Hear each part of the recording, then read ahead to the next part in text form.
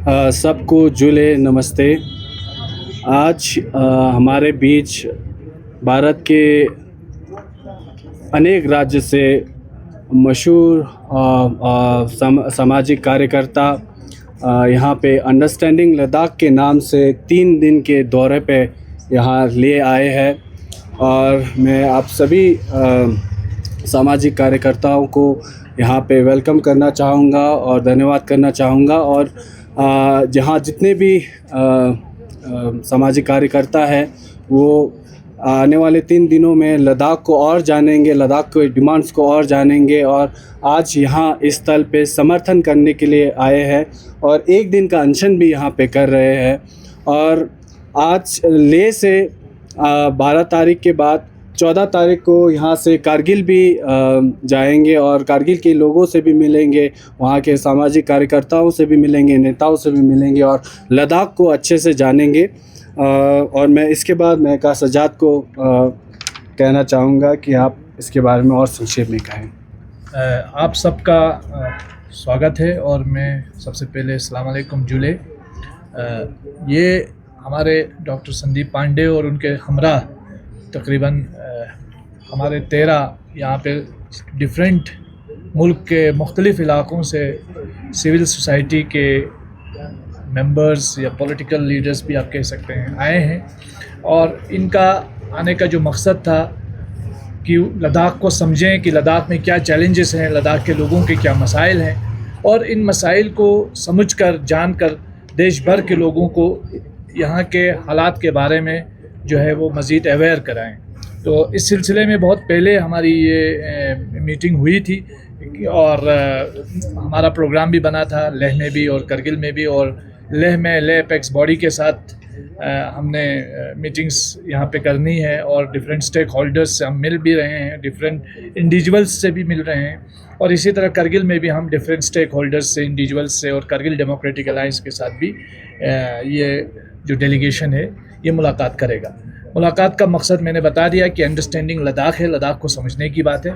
और फिर उसके बाद अचानक यहाँ पे सोनम वांगचुक साहब का अनशन भी शुरू हुआ तो हमें ये एक मौका मिला कि अनशन में आएँ और ज़्यादा से ज़्यादा हम लोग और लोगों के साथ मुलाकात भी हो सके। और फिर उसके साथ साथ आज अपेक्स बॉडी लेह के साथ भी यहाँ पे मीटिंग होगी और मैं उम्मीद करूँगा कि ये बहुत अच्छा एक विज़िट रहेगा जिसमें लद्दाख को समझने और ख़ास कर जो bifurcation of Jammu and Kashmir के बाद जब से लद्दाख को यूटी मिली है उसके बाद जिस अताब से लद्दाख गुज़र रहा है, यानी पॉलिटिकल रिप्रेजेंटेशन से लद्दाख को बिल्कुल अलग थलग किया गया है। लैंड राइट लद्दाख के जो है वो लद्दाखियों से छीने जा रहे हैं, लद्दाख को मुसलसल डिसएम्पावर किया जा रहा है, ब्यूरोक्रेसी से भी लद्दाख के लोगों को अछूता रखा जा रहा है। अब ब्यूरोक्रेसी से भी धीरे धीरे लद्दाख को अलग थलग करने की पूरी साजिश हो रही है। तो ये जो कॉलोनियल ट्रीटमेंट लद्दाख के लोगों के साथ हो रहा है उसके ख़िलाफ़ पूरा लद्दाख संघर्ष कर रहा है पिछले 4 साल से। और जब से अपेक्स बॉडी KDA बनी, बल्कि पिछले 6 साल से ये अजाब झेल रहा है। पिछले 6 साल से एक भी सिंगल गेजेटेड पोस्ट की नौकरी आज तक किसी सिंगल लद्दाखी को नहीं मिली है। ये शर्म की बात है इस यूटी एडमिनिस्ट्रेशन के लिए भी और इस सरकार के लिए भी कि एक भी सिंगल गेजेटेड पोस्ट की नौकरी देने में वो नाकाम हुए। पूरी दुनिया में यात्राएं करते हैं और पूरी दुनिया में डंडोरा पीटा जाता है कि हम जो है विकास कर रहे हैं, हम इतने ट्रिलियन की इकोनॉमी बन रहे हैं, लेकिन लद्दाख जैसा एक छोटा स्मॉल पॉपुलेटेड एक रीजन जो है संभला नहीं जा रहा है इस सरकार से। तो ये जो आइडिया ऑफ यूनियन टेरिटरी ये बुरी तरीके से फेल हो चुका है, नाकाम हो चुका है। इसीलिए लद्दाख के लोग स्टेटहुड की डिमांड कर रहे हैं और लद्दाख के लोग चाहते हैं कि यहाँ के इकोलॉजी, यहाँ का इन्वायरमेंट, यहाँ के ट्राइबल पॉपुलेशन और इसकी इंडिजिनियस जो आइडेंटिटी है उसको प्रोटेक्ट करने के लिए 6ठे शेड्यूल की हम मांग कर रहे हैं। इसके साथ साथ फिर जो पब्लिक सर्विस कमीशन है और एक जो अभी हाल ही में एक प्रॉब्लम, जो सबसे बड़ी प्रॉब्लम लद्दाख के लोग फेस कर रहे हैं, यहाँ एक यूनिवर्सिटी कैंपस बना है, न जो सेंट्रल यूनिवर्सिटी है न स्टेट यूनिवर्सिटी है, ये एक अजूबा है और इस अजूबे में भी रिजर्वेशन पॉलिसी इंप्लीमेंट नहीं हो रही है। VC साहब अपनी मर्ज़ी से अपने लोगों को लाके यहाँ पे रिक्रूट कर रहे हैं। यहाँ पे पूरा यूटी एडमिनिस्ट्रेशन इसमें इन्वॉल्व है, जो नॉन PhD लोग हैं उनको रिक्रूट किया जा रहा है। तो पूरा का पूरा घोटाला चल रहा है। आउटसोर्सिंग के नाम पे एक ऑर्गेनाइज्ड स्कैम चल रहा है। इन तमाम चीज़ों को एक्सपोज करने के लिए हम लोग चाहते हैं कि लद्दाख के लोग जो है पिछले 4 साल से गुहार लगा रहे हैं। मैं उम्मीद करूँगा पूरा देश इन चीज़ों को समझेगा और यूटी एडमिनिस्ट्रेशन भी इन चीज़ों को कान खोल के होश के नाखून लेगी। और ये सिर्फ जो यूटी एडमिनिस्ट्रेशन है जो विज़िट करने, फेस्टिवल करने, खेल करने, यहाँ क्लाइमेट कप चलता है लेकिन क्लाइमेट की कोई पॉलिसी नहीं है। ये सबसे बड़ी हैरानकुन बात है। लद्दाख में क्लाइमेट के नाम पे कप चलाया जा रहा है, खेला जा रहा है, लेकिन क्लाइमेट के नाम पे एक पॉलिसी नहीं बनाई जा रही है। तो ये बड़ी शर्मनाक बात है। इन चीज़ों को एक्सपोज करने के लिए हम लोग ये विज़िट हो रहा है। और ये जो अनशन पे हमारे सोनम वांगचुक साहब बैठे हैं, एपेक्स बॉडी के मेंबर भी हैं, हमारे हाई पावर कमेटी के भी मेंबर हैं, सब कमेटी के भी मेंबर हैं, तो इनके समर्थन में भी हम लोग यहाँ पे बैठे हैं। मैं ज़्यादा ना बोलते हुए हमारे डॉक्टर संदीप पांडे जी से भी रिक्वेस्ट करूँगा कि वो अपनी बात रखें। जी धन्यवाद सज्जाद भाई। कारगिल डेमोक्रेटिक अलायंस और लेह एपेक्स बॉडी के निमंत्रण पे हम यहाँ पे आए हैं। मेरा नाम संदीप पांडे है, मेरे साथ 16 और साथी हैं। गुड्डी हैं, शाहिद सलीम साहब हैं, मणिमाला जी हैं, अरुंधति धुरू हैं, मीरा संगमित्रा हैं, सरबजीत सिंह जी हैं, डॉक्टर पूर्णिमा बिस्नीर हैं, गंगा है, मयूरी है, महेश है, डॉक्टर गुंजन सिंह हैं, कुणाल गधाले हैं, समीरा भट्ट हैं, सौम्या दत्ता जी हैं और प्रोफेसर मालती हैं। ये हम लोग कुल मिला के भारत के 8 राज्यों से आए हैं और 3 बड़े संगठन और कुछ इसमें इंडिपेंडेंट एक्टिविस्ट शामिल हैं। मैं सोशलिस्ट पार्टी का सेक्रेटरी जनरल हूँ, हमारी पार्टी के लोग हैं, और national alliance of people's movements के लोग हैं जो भारत का एक अम्ब्रेला ऑर्गेनाइजेशन है मूवमेंट्स का, और हम भारत के लोग जो तुषार गांधी जी, महात्मा गांधी जी के जो परपोते हैं, उनके ऑर्गेनाइजेशन से भी यहाँ पे लोग हैं। और हम कुल मिला के जो यहाँ पे स्थिति है लद्दाख में, जो बार बार सोनम वांगचुक जी को अनशन करना पड़ रहा है और बातचीत होती है, और बातचीत में जो चीज़ें तय होती हैं उनको लागू नहीं किया जाता है। जैसे पिछली बार ही जो बातचीत हुई जिसमें सज्जाद भाई भी मौजूद थे और कुछ जॉब्स में रिजर्वेशन की बात हुई, उसको लागू नहीं किया गया। भारतीय जनता पार्टी के मैनिफेस्टो में है कि लद्दाख को 6 शेड्यूल में शामिल किया जाएगा, लेकिन वो कर नहीं रहे हैं। और बहुत सारे यहाँ फैसले ऐसे हो रहे हैं, 2019 में जो 370 को हल्का किया गया और 35A को हटाया गया, तो उसका ये कारण समझ में आता है कि यहाँ पे केंद्र सरकार अपनी मनमानी करना चाहती है, और इसीलिए उसने जम्मू कश्मीर के राज्य का दर्जा ख़त्म कर दिया और उसको बांट के 2 यूनियन टेरिटरीज़ बना दी। क्योंकि आप देख रहे हैं कि किस तरह से यहाँ की असेंबली तो है ही नहीं लद्दाख में, कम से कम जम्मू कश्मीर में असेंबली है, लेकिन वहाँ भी असेंबली होने का कोई मतलब नहीं है, क्योंकि वहाँ जो लेफ्टिनेंट गवर्नर हैं वो सुप्रीम है। और यहाँ तो जो हिल, उसका नाम है ऑटोनोमस हिल डेवलपमेंट काउंसिल, लेकिन वो तो ऑटोनोमस है ही नहीं, वो कोई फैसले नहीं ले सकती, क्योंकि सारे फैसले जो एलजी हैं और जो ब्यूरोक्रेट्स हैं जो बाहर से आए हुए वो ले रहे हैं। तो ये तो डेमोक्रेसी के हिसाब से ये बात तो कहीं समझ में नहीं आती कि लद्दाख के लोगों को ये मौका नहीं दिया जा रहा है कि वो अपने राज्य को चला सके। तो जो आपकी मांगे हैं कि इसको पूर्ण राज्य का दर्जा मिलना चाहिए, 6 शेड्यूल में शामिल किया जाना चाहिए, 2 लोकसभा की सीटें होनी चाहिए, और जो पब्लिक सर्विस कमीशन की बात है, ये बड़ी अजीब बात है कि 6 साल से यहाँ पे कोई नियुक्ति नहीं हुई है तो गेजेटेड ऑफिसर के पद पे। तो ये जो सारा यहाँ पे एकदम मनमाने ढंग से जो केंद्र सरकार का यहाँ पे खेल चल रहा है, ये हम लोग इसको पूरी तरह से हम इसकी भर्त्सना करते हैं। और बार बार जो लोग यहाँ के लोगों को आंदोलन करना पड़ रहा है, ख़ास करके अनशन पे बैठना पड़ रहा है, ये बहुत दुख की बात है। और कि अपनी छोटी सी मांग को भी वो केंद्र सरकार मानने को नहीं तैयार है।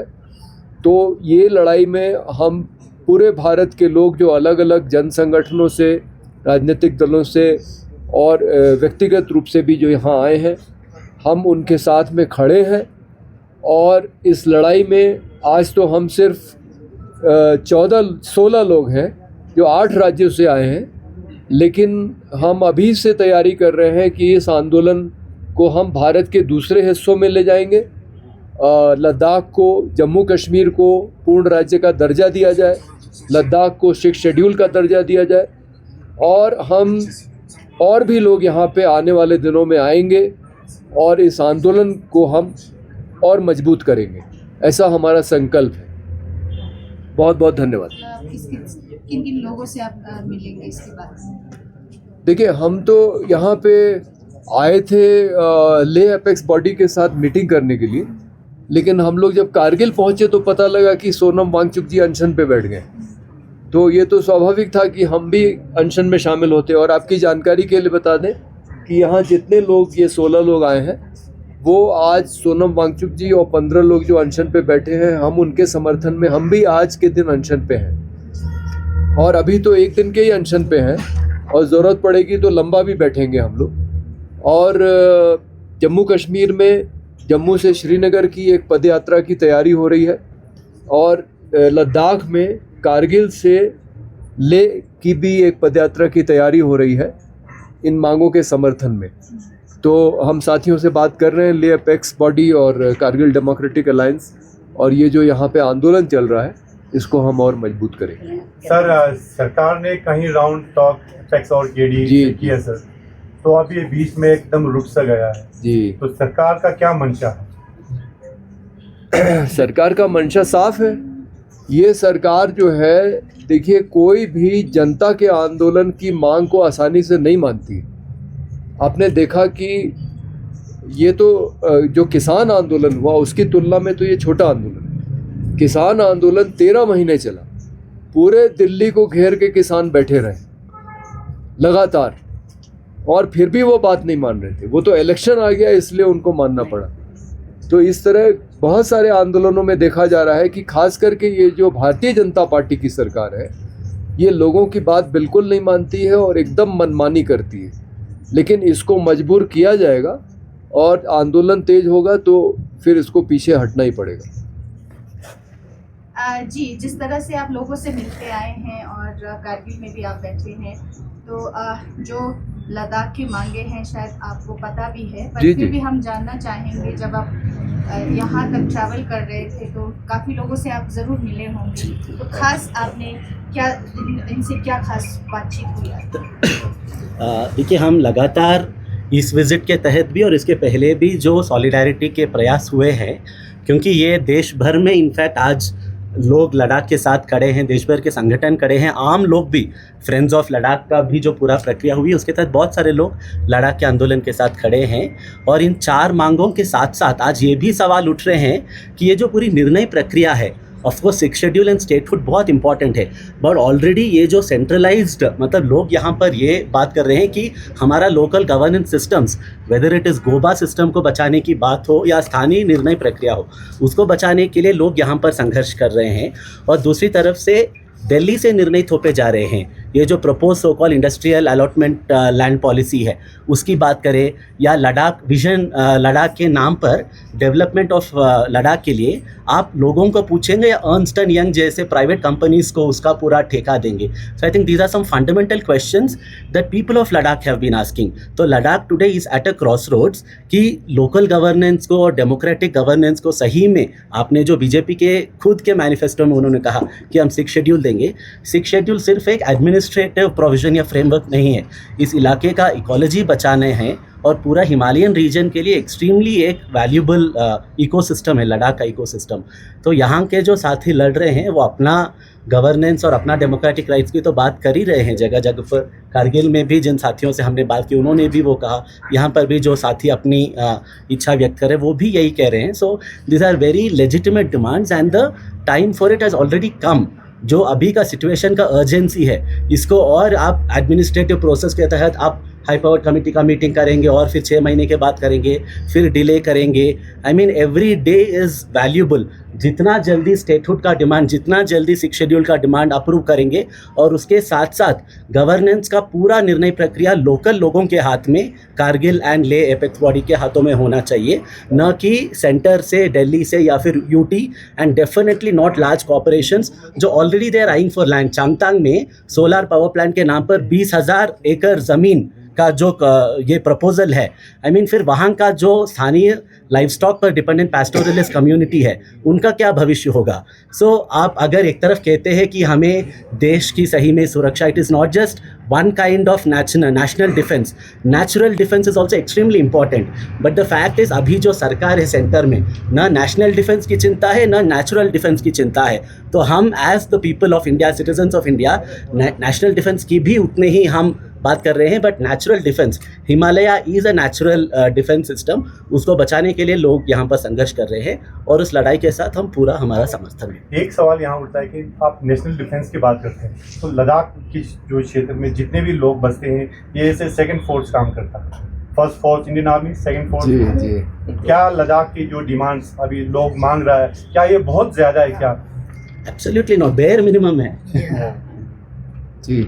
सौम्या भाई आप थोड़ा सा। मैं लद्दाख में पहला बार, मैं 25 साल से लद्दाख आ रहा हूँ, और मैं एक्सपीडिशन में अलग अलग जगह में भी गया, हाई एल्टीट्यूड ट्रेन। सिर्फ आपने सेकंड फोर्स की बात किया, ये फास्ट इन्फॉर्मर भी है। जब कहीं इनकर्शन होता है, जैसे चाइना ने किया है, कहीं भी पहले इनकर्शन होता है तो लोकल लोग पता पहले चलते हैं और वो इन्फॉर्मेशन देते हैं। और ये सिर्फ लद्दाख में नहीं, हमने स्पीति में भी देखा, स्पीति का भी जो बॉर्डर एरिया है वहाँ भी देखा।